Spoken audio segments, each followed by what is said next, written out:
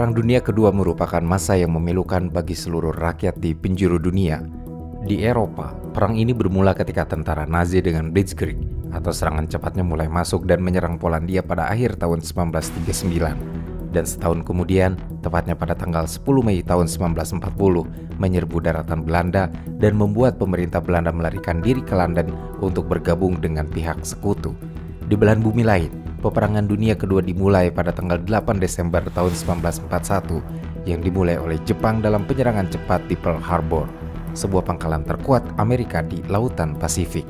Setelah keberhasilan penyerangan di Pearl Harbor, Jepang yang bergerak cepat dengan kekuatan penuh ke arah selatan Asia sama sekali tidak terbendung. Benteng-benteng perkasa yang tampaknya sulit diruntuhkan satu demi satu jatuh ke tangan militer Jepang.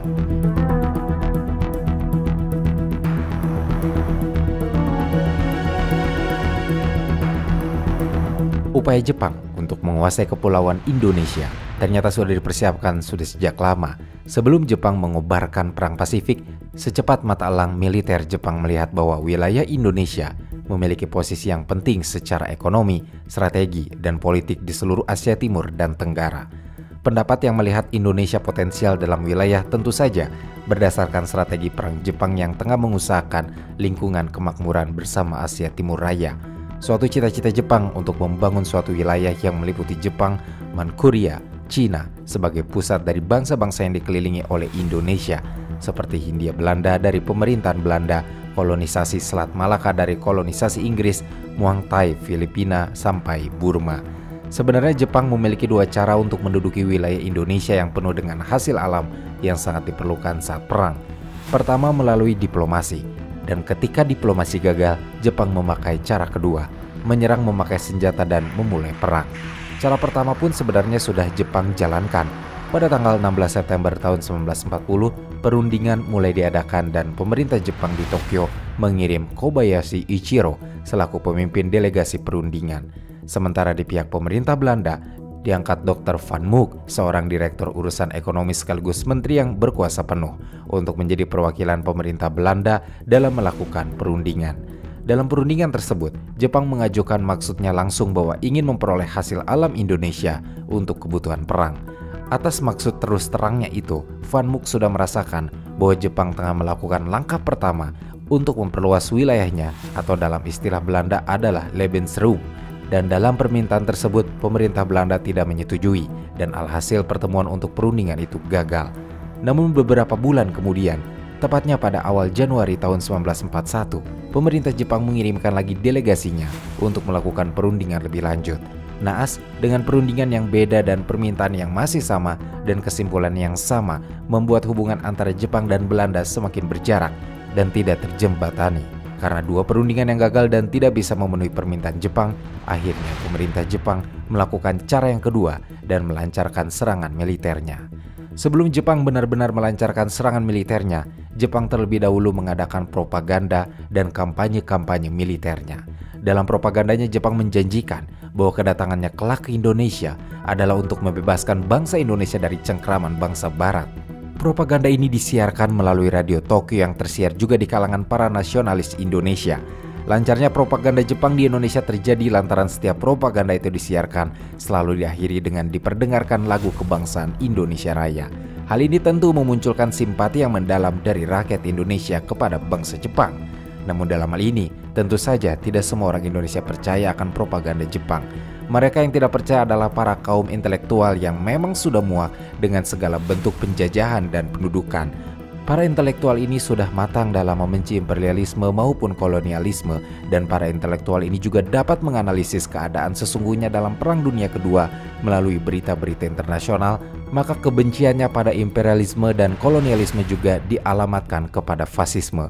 Namun Jepang dalam pendudukannya ke Indonesia hanya menargetkan tempat-tempat yang mempunyai bahan bakar, seperti sumber minyak dan batu bara yang tentu menjadi hal vital bagi kebutuhan perang Jepang. Maka setelah Jepang menjatuhkan Singapura pada tanggal 10 Januari tahun 1942, daerah Tarakan, daerah tambang minyak besar yang ada di Kalimantan Timur yang menjadi target utama Jepang berhasil diduduki oleh Jepang. 10 hari kemudian, tepatnya pada tanggal 20 Januari, sumber minyak lainnya seperti di Balikpapan berhasil juga diduduki oleh Jepang. Pontianak yang juga menjadi penghasil minyak berhasil direbut dan pada tanggal 2 Februari resmi menjadi wilayah pendudukan Jepang. Setelah semua wilayah Pontianak termasuk lapangan terbangnya ada dalam genggaman Jepang, pada malam harinya kota Banjarmasin ikut direbut dan dikuasai oleh Jepang. 12 hari kemudian, tepatnya pada tanggal 14 Februari, giliran Palembang yang direbut dan menjadi pendudukan Jepang. Dan setelah Palembang dikuasai Jepang, terbukalah lebar jalan Jepang untuk masuk dan merebut Pulau Jawa yang menjadi jantung pemerintahan Hindia Belanda. Tentu, dalam penyerangan yang dilakukan oleh militer Jepang, Belanda tidak hanya berdiam diri dan menyaksikan kekalahan demi kekalahannya.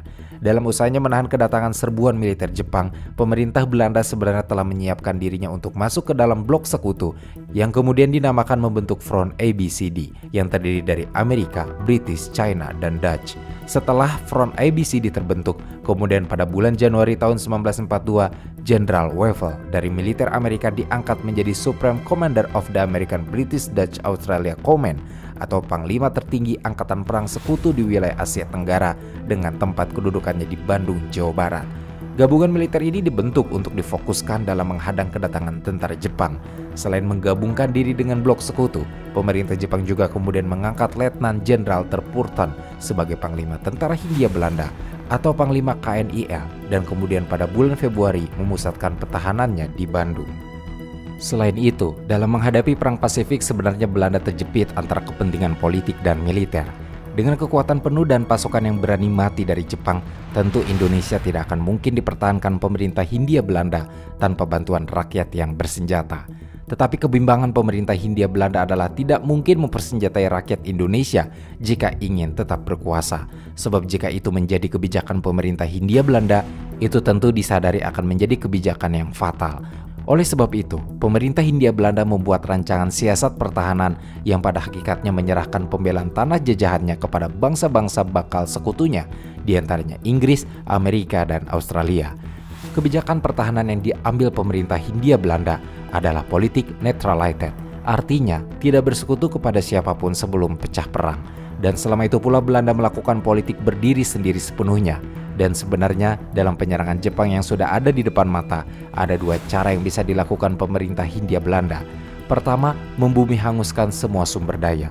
Kedua adalah perang gerilya. Tetapi karena pemerintah Hindia Belanda tidak mau mempersenjatai rakyat Indonesia, alhasil cara pertama yang diambil oleh mereka. Dan karena kesadaran pemerintah Belanda yang tidak mungkin dapat membendung masuknya tentara Jepang ke tanah Indonesia, jauh hari sebelum penyerangan itu datang, pemerintah Hindia Belanda sudah membentuk Vernielingskorpen atau barisan perusak. Dan barisan perusak ini ditugasi untuk menghancurkan pabrik minyak di daerah Cepu dan pabrik-pabrik gula yang ada di seluruh Jawa dan tempat-tempat penting lainnya, seperti jalan-jalan raya, jembatan-jembatan kereta api, dan jalan-jalan penghubung antar daerah lainnya. Persiapan itu juga bahkan diumumkan secara terbuka oleh Terpurton pada staf umum pemerintahan dan tentara Hindia Belanda. Pengumuman itu sekiranya mengatakan bahwa satu hal boleh diketahui Jepang, bahwa pemerintah Belanda dalam keadaan yang memaksa tidak akan gentar menghancurkan kapital berapapun besarnya.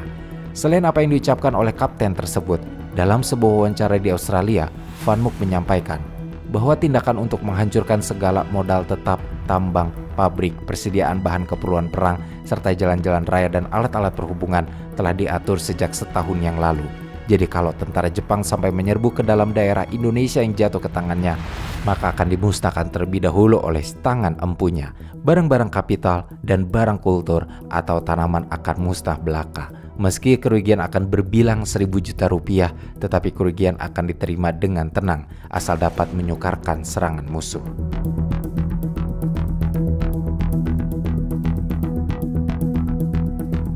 Setelah Palembang jatuh ke tangan Jepang, terbukalah seluas-luasnya bagi militer Jepang memasuki jantung pertahanan Hindia Belanda yang berada di Pulau Jawa. Dan untuk merebut Pulau Jawa, militer Jepang mengutus kekuatan tentara ke-16 yang dipimpin oleh Jenderal Imamura Hitoshi. Dan pada tanggal 1 Maret tahun 1942, para tentara Jepang berhasil mendarat di 3 tempat di Pulau Jawa sekaligus, di Banten, di Eratan daerah Jawa Barat, dan di Kragan daerah Jawa Tengah. Untuk informasi, di Pulau Jawa perbandingan kekuatannya adalah di pihak Belanda seluruhnya hanya berjumlah 40.000 tentara yang kurang lebih hanya ada 4 divisi. Dan meski di antara pasukan tentara yang berjumlah 40.000 itu ada pasukan Inggris, Amerika, dan Australia, Namun kekuatan invasi Jepang yang menyerbu Jawa ada sekitar 100 sampai 120 ribu tentara dan terbagi 6 sampai 8 divisi yang masing-masing divisi berjumlah 30 ribu tentara. Pasukan-pasukan Jepang yang mendarat di Jawa Barat terbagi atas 2 kelompok. Masing-masing dipantai di daerah Banten dekat Merak oleh Divisi 2 yang dipimpin oleh Mayor Jenderal Maruyama Masao dan Teluk Banten serta di daerah Cirebon, Eratan oleh Detasmen Soji yang dipimpin oleh Kolonel Soji Toshinari. Selain pelabuhan, pada tanggal 1 Maret tahun 1942, pangkalan udara di daerah Kalijati pun telah diduduki oleh pasukan Jepang. Serangan ini dapat menghancurkan pasukan-pasukan Angkatan Udara Inggris. Selain itu, beberapa pesawat persediaan amunisi serta bahan bakar jatuh ke tangan militer Jepang.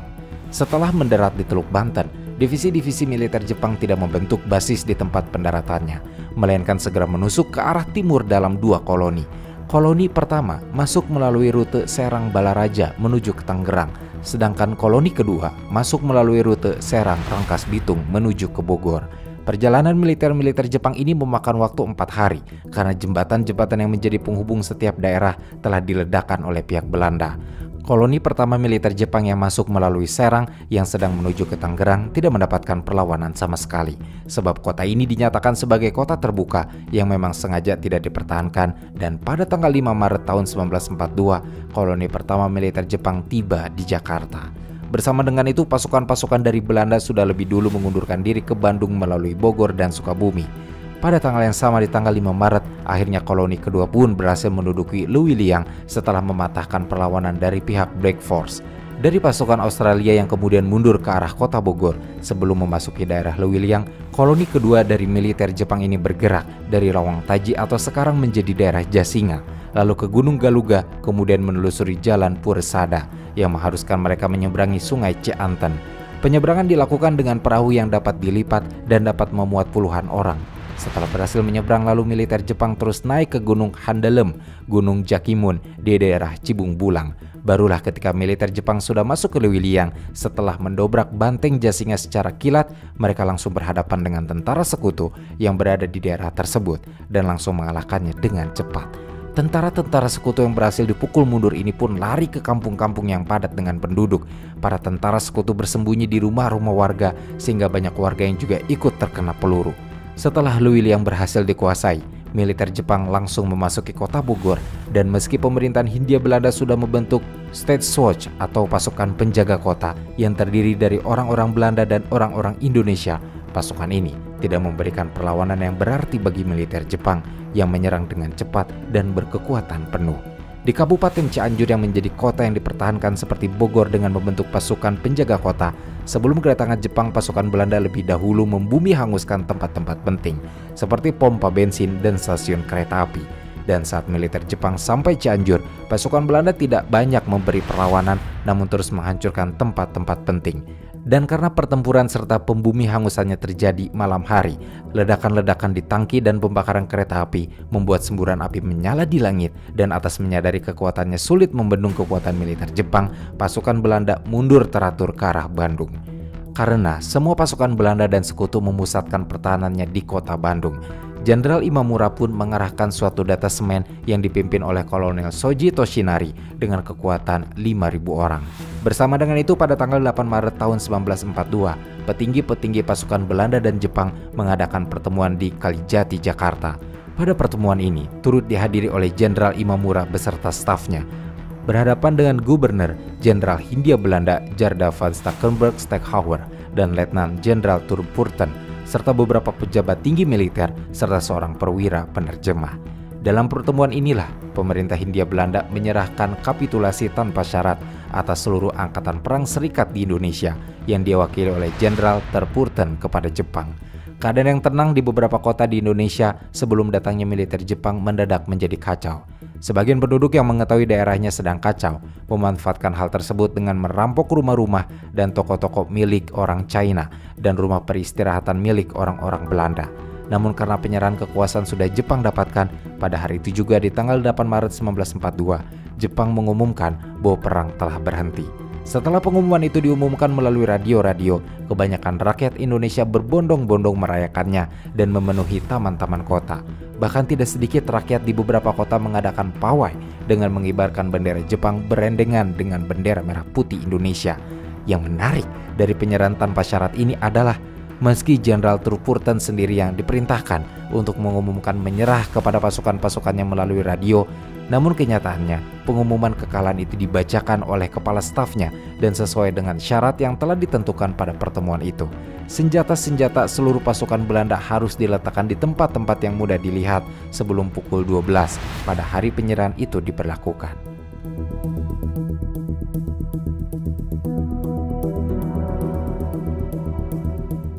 Dengan penyerahan tanpa syarat oleh Letnan Jenderal Trupurten atas nama Angkatan Perang Serikat di Indonesia kepada Angkatan Perang Jepang di bawah pimpinan Letnan Jenderal Imamura Hitoshi, maka berakhirlah penjajahan Belanda di Indonesia.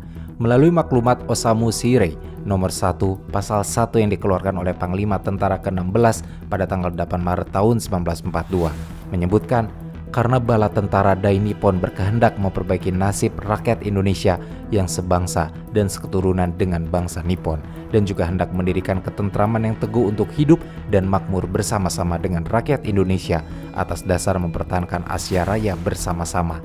Maka dari itu, bala tentara Dai Nippon melangsungkan pemerintahan militer bagi sementara waktu di daerah-daerah yang telah ditempatinya, agar supaya mendatangkan keamanan yang sentausa dengan segera. Dari peraturan-peraturan yang kemudian dikeluarkan, seperti yang ada dalam pasal nomor 2 dalam maklumat yang sama, Osamu Shirei menyebutkan juga bahwa pembesar bala tentara Dai Nippon memegang kekuasaan yang dahulu ada di tangan gubernur jenderal. Dan berbeda dengan masa penjajahan Belanda yang hanya ada satu pemerintahan sipil, saat Jepang menduduki Indonesia terdapat 3 pemerintahan militer yang menguasai Indonesia. Pertama, untuk wilayah Jawa dan Madura yang berpusat di Jakarta, itu menjadi kekuasaannya tentara ke-16 Rikugun atau Angkatan Darat. Kedua, wilayah Sumatera yang berpusat di Bukit Tinggi itu menjadi kekuasaannya tentara ke-25 Rikugun atau Angkatan Darat. Ketiga, Kalimantan, Sulawesi, Nusa Tenggara, dan Maluku yang berpusat di Makassar itu menjadi kekuasaannya Armada Selatan kedua Kaikugun atau Angkatan Laut. Susunan pemerintahan militer Jepang terdiri atas Ganshirekan, kemudian disebut Saiko Shikikan. Staf pemerintahan pusat itu disebut Gansaikan atau pembesar pemerintahan bala tentara, sedangkan kantornya disebut Gansei Kanbu. Staf pemerintahan militer pusat pada mulanya hanya ada 4 macam bu atau semacam departemen. Pertama ada Somobu atau Departemen Urusan Umum, kedua Zaimubu atau Departemen Keuangan, ketiga Sogyabu atau Departemen Perusahaan Industri, Pertanian, dan Kerajinan Tangan, dan keempat Kesat Subu atau Departemen Lalu Lintas. Namun karena ada perubahan dan kebutuhan tambahan pada bulan Desember tahun 1942, ada tambahan 4 departemen lainnya, yaitu Shihobu atau Departemen Kehakiman, Naimubu atau Departemen Dalam Negeri, Kaimubu atau Departemen Penjagaan Keamanan Negeri, dan Sendenbu atau Departemen Propaganda. Namun di luar departemen-departemen itu ada juga beberapa jawatan seperti Rikuyu Sokyuku atau Pengangkutan Darat, Tsushin Sokyuku atau Pos, Sumubu atau Urusan Agama, dan Keiken Kontakubu atau Pengawasan Keuangan Negeri.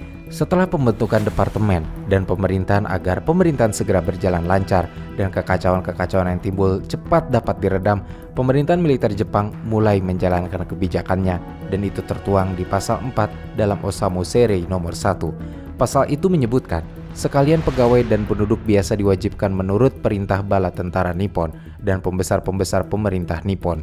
Bala tentara Nippon akan menghormati kedudukan dan kekuasaan pegawai-pegawai yang setia kepada Nippon.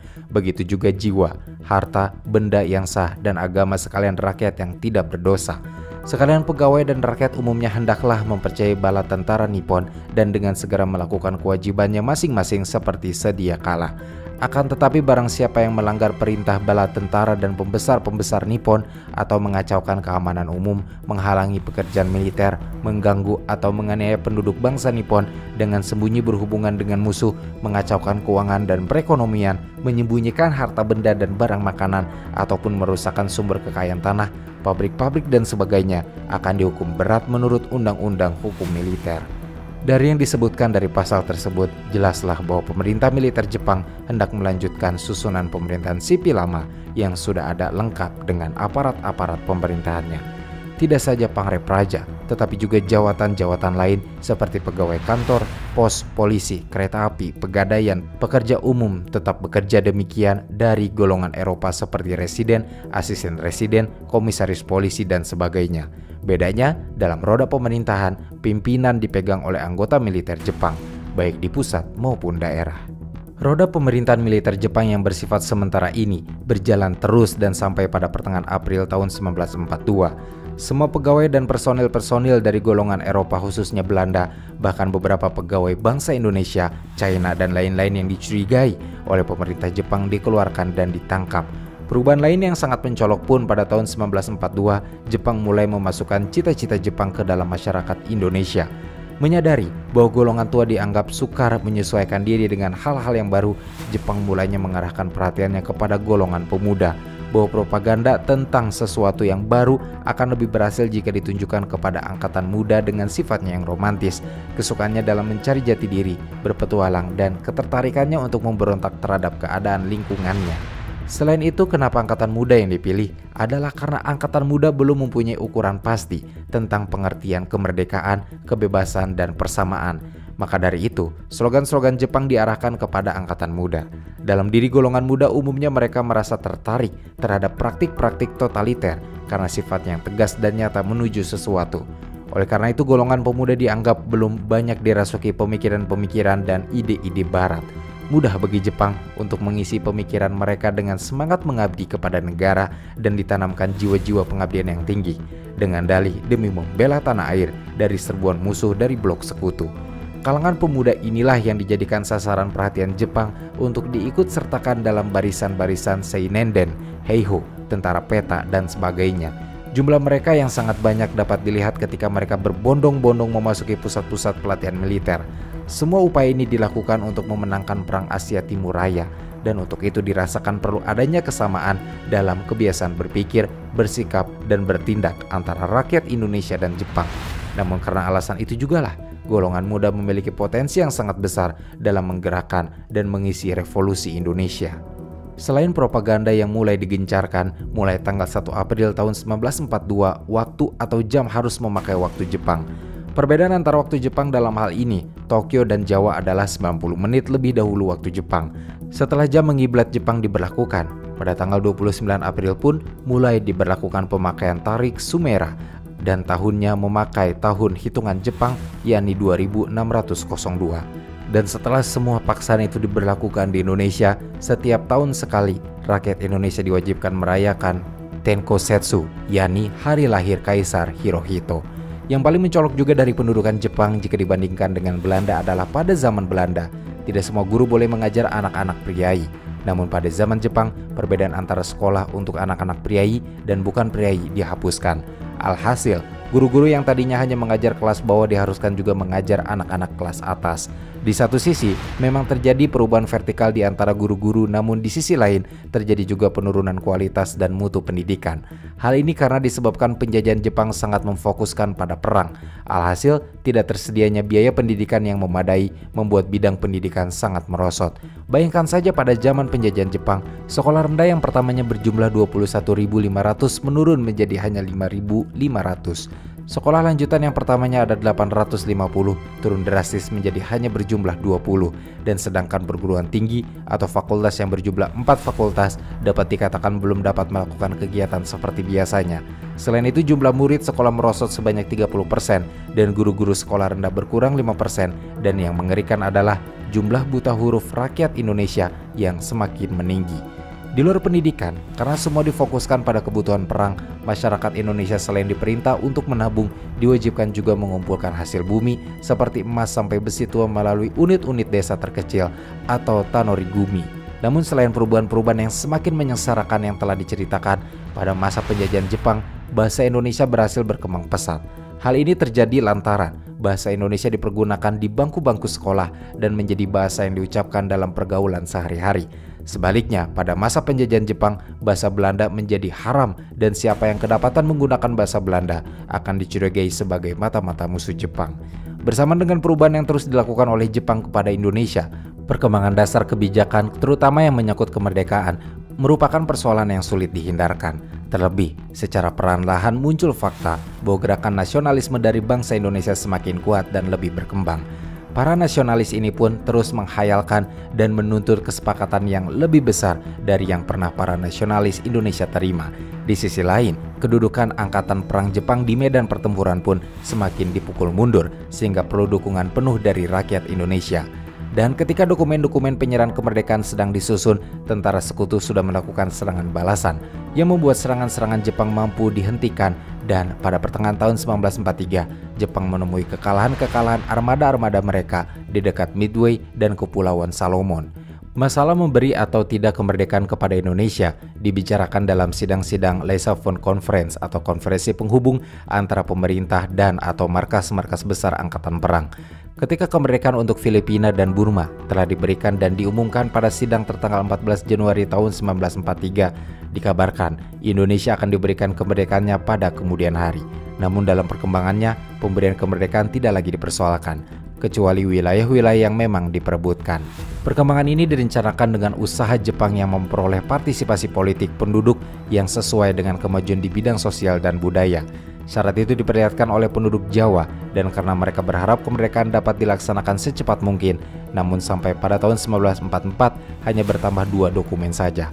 Dokumen pertama mengenai kemerdekaan bagi Jawa dengan judul Jawa Nado Dokuritsu Nikan Suruken yang dibuat oleh Kementerian Luar Negeri Asia Timur Raya, dan dokumen kedua dibuat oleh Hayashi Kyujiro, dan dalam dokumen yang dibuat Hayashi menyebutkan bahwa wilayah yang akan diberi kemerdekaan hanya wilayah Jawa, Madura, dan Bali. Sedangkan Sumatera, Nusa Tenggara, Kalimantan, Sulawesi, Maluku, dan Irian Barat sementara masih dianggap bagian dari Kemaharajaan Jepang dan akan ditinjau kasus demi kasus.